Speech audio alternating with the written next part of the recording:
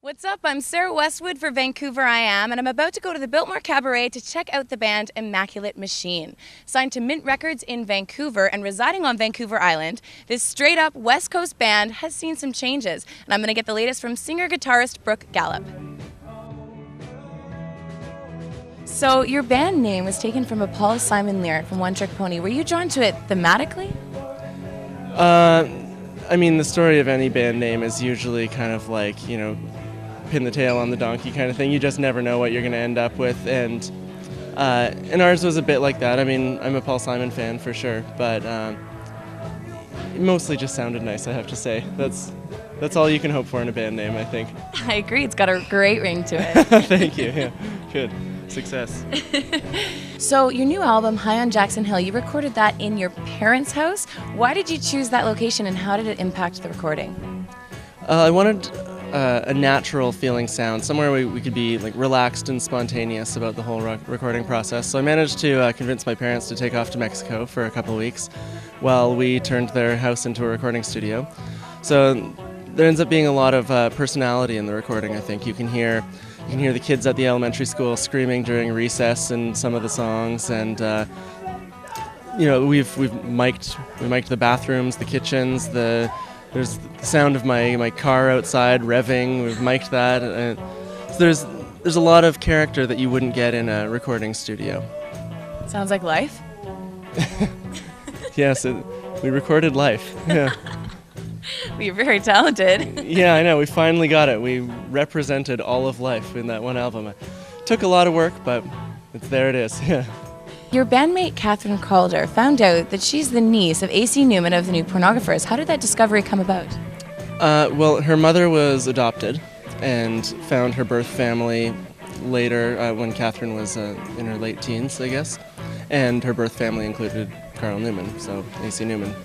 So that's basically the story. And then just because the music scene is so small here and in Victoria, we ended up playing a few shows with various members of the New Pornographers, and then we went on tour with them, and they had Catherine sing with them, and then she became a part of that band eventually.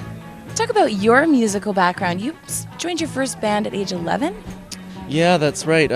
One of my much cooler friends in grade 6 had an older sister that convinced him to start a band, and so I joined that band to play our elementary school talent show, and I didn't know anything about guitar, so we had to write songs based on that. So we wrote a song where like everyone else plays and then I go doo, so it's like doo, and that was my first show. So you're well versed in the music scene out here. Do you feel that there's a particular sound evolving in the West Coast?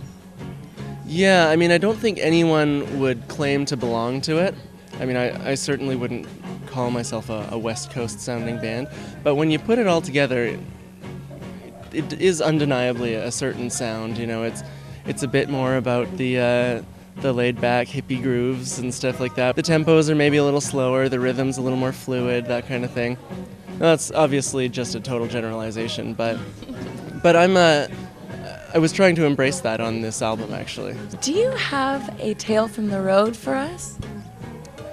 Well, our most recent story is being robbed in New York City. Now, it's not as exciting as it sounds. It wasn't. There wasn't like a musical gang or anything with switchblades. It was. I had my bag stolen at the bar we were playing at. Realized that it had my passport and all of our tour money in it. I was a bit dumbfounded for a couple days and canceled my passport and everything like that. And then, as it happens, they just turned it all in. And so we got it back. But before I found this out, I did a couple interviews, one with my hometown daily paper, and they ran a kind of a sob story for us about how we lost all our money. And so when I found out that it had been recovered, I was like, oh, uh-oh. It was kind of I got used to the pity. I started to really enjoy it, and now what am I going to do? They're going to find out I'm a fraud. Thank you you so much for your time. I really enjoyed chatting with you, and I really look forward to your performance tonight. Thanks, Sarah. Nice to chat with you too. Break a leg. Thanks. For more information on Immaculate Machine, check out immaculatemachine.com and spread the good word. I'm Sarah Westwood for Vancouver I Am.